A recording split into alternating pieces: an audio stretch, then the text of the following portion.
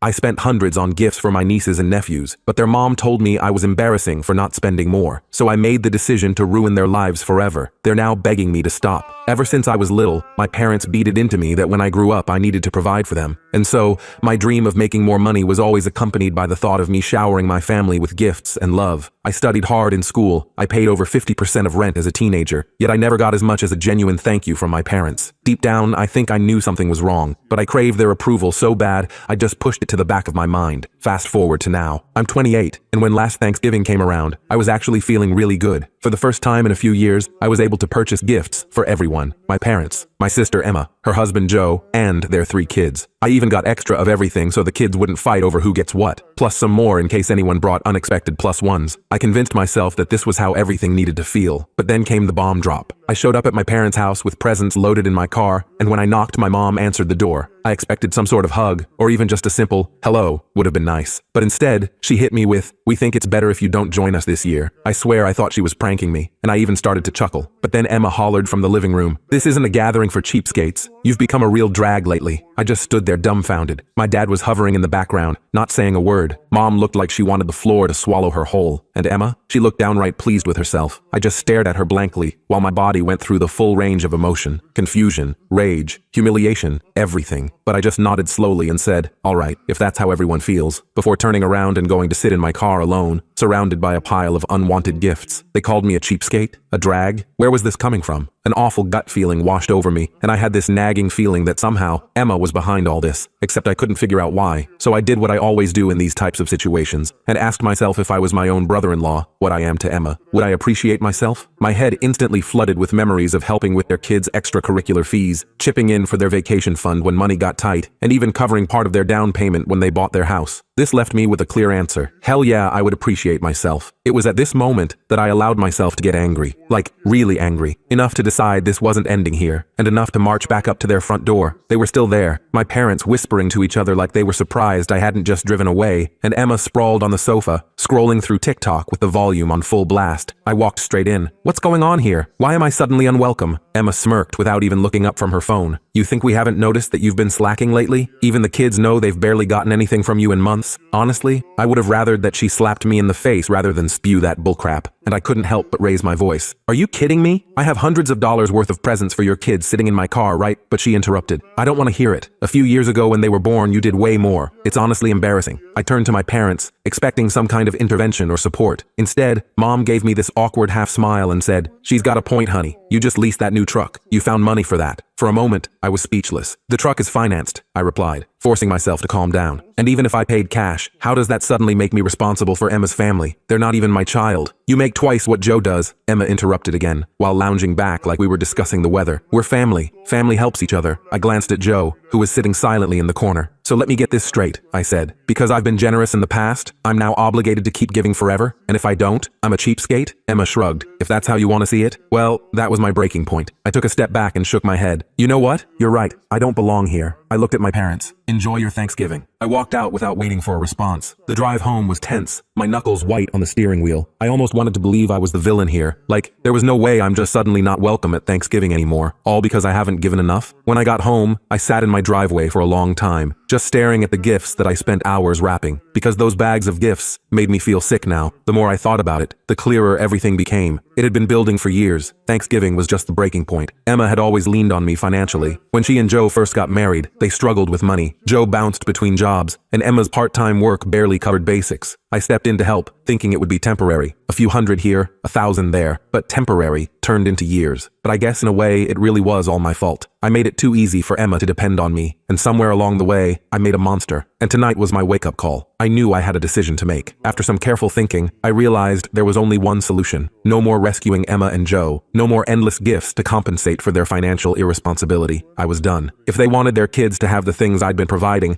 they could figure it out themselves. It wasn't easy. Cutting off my sister meant potentially damaging my relationship with her children, and possibly my parents. But I couldn't continue being treated like an ATM instead of a brother and uncle. I didn't reach out to anyone, and no one contacted me either. I thought maybe they got the message, but I should have known Emma wouldn't let it go that easily. The silence stretched through Christmas and New Year's. No calls, no texts, nothing. For the first time in forever, I spent the holidays completely alone. It wasn't that I expected them to reach out, but it felt strange when the ball dropped at midnight and my phone remained silent. I won't lie, I thought about calling several times, but whenever I picked up my phone, I remembered Emma's smug face and her words, gathering for cheapskates. I'd been their safety net for years, and they had the nerve to treat me like I was disposable? No thanks. By mid-January, things started shifting. Joe had always been the quiet type who avoided confrontation, but one evening, I got a text from him out of nowhere. Just wanted to say I'm sorry about Thanksgiving. I don't agree with what happened. Emma won't listen to me, but I thought you should know. I stared at my phone for a long time, unsure how to respond. Part of me appreciated knowing someone in the family recognized the injustice, but Joe had sat there silently that night, and his apology now felt insufficient. I finally replied, "Thanks for saying that, Joe, but this isn't something I can just brush off." He didn't push it further, which was fine by me. Then, in early February, Emma showed up at my apartment unannounced. I was in the middle of a video call when I heard aggressive knocking. I tried ignoring it at first, but it just kept going. When I finally answered, there stood Emma, looking frazzled and irritated. "We need to talk," she said, pushing past me before I could object. I crossed my arms. "What's this about?" She didn't waste time. "You need to stop this childish behavior and start helping out again." I laughed in disbelief. "Helping out? You mean financing your life? I told you I'm done with that." She glared at me. "You're the one with money to spare. Do you know how hard it's been for us since you decided to throw this tantrum? The kids barely have what they need. Joe's struggling to keep everything together, but we can't manage without your help." I couldn't believe what I was hearing. "Are you listening to yourself? You're a grown woman, Emma. You have a husband and children. If you need more money, find better jobs. It's not my responsibility to solve your problems. You've always helped before," she snapped. "Why are you being so stingy now?" "Stingy?" I echoed. "You want to talk about stingy? Let's talk about how you lied to our parents about me, turned them against me, and then banned me from Thanksgiving because I supposedly wasn't generous enough with your kids. And now you're here asking for more? That takes some serious nerve." She started to interrupt, but I held up my hand. "We're done here. I'm not giving you another penny, and I don't want to hear from you again until you learn how to act like an adult." She stood fuming for a moment before finally storming out. After Emma left, I thought that would be the end of it for a while. She'd sulk, maybe complain to our parents, but eventually realize I wasn't backing down. I was wrong. 2 days later, I got a call from an unknown number. I don't usually answer those, but something told me I should. "Hello? Is this Alex?" a woman asked. "Yes. Who's calling?" "This is Patricia Wilson. I'm an attorney. I represent a client who's raised concerns about certain financial matters involving your family. Do you have a moment to discuss this?" I froze. "An attorney? What financial matters?" "I can't go into specifics over the phone," she continued professionally, "but it involves financial contributions you've made to your sister Emma and her family, particularly the use of those contributions. Would you be willing to meet at my office?" My mind raced with possibilities. Had Emma taken out loans in my name? Was she using my information for something illegal? Or was this just another desperate attempt to guilt me into giving her money again? "Who's your client?" I asked cautiously. There was a brief pause. "I'm afraid I can't disclose that right now, but I assure you, you're not being sued. This is more of an informational meeting." Against my better judgment, I agreed to meet. Curiosity got the better of me, and I couldn't shake the feeling that there was more happening than just Emma being entitled. When I walked into Patricia Wilson's office the next day, she dropped a bombshell almost immediately. "My client is Joe," she said, sliding a folder across her desk. I blinked in surprise. "Joe? Why would he need a lawyer?" Patricia watched me carefully. "He believes Emma has been misusing the money you've given them over the years. He has evidence suggesting she's been hiding funds from both of you." My stomach dropped. "Hiding money? What do you mean?" She opened the folder, revealing bank statements, receipts, and screenshots of text messages. "Joe suspects Emma has been diverting your financial contributions into a separate account. Based on these records, she appears to be using the money for online shopping sprees and secret spa weekends, rather than family expenses." I stared at the documents in shock. "You're telling me all those times I helped with bills and the kids' needs, that money never went to them?" Patricia nodded grimly. "That seems to be the case. Joe discovered this recently, and came to me because he wasn't sure what to do. He was hesitant to involve you initially, but given recent events, he felt you deserved to know." I couldn't believe what I was hearing. Emma had been playing me all along, taking money I thought was helping her family and blowing it on herself. I felt angry, betrayed, and completely stupid for not seeing it sooner. "Does Joe have solid proof?" I asked tensely. Patricia nodded and pushed the folder closer. "See for yourself." I flipped through the documents, finding transfers from my account to their joint account that matched times I'd helped with emergencies. Then there were withdrawals to a separate account in Emma's name alone. Transactions from that account showed expensive online shopping, spa retreats, and even a weekend getaway with someone named Jen that Joe apparently knew nothing about. "Unbelievable," I muttered, shaking my head. "And Joe just found out?" "He only discovered the separate account recently," Patricia explained. "He had suspicions for some time,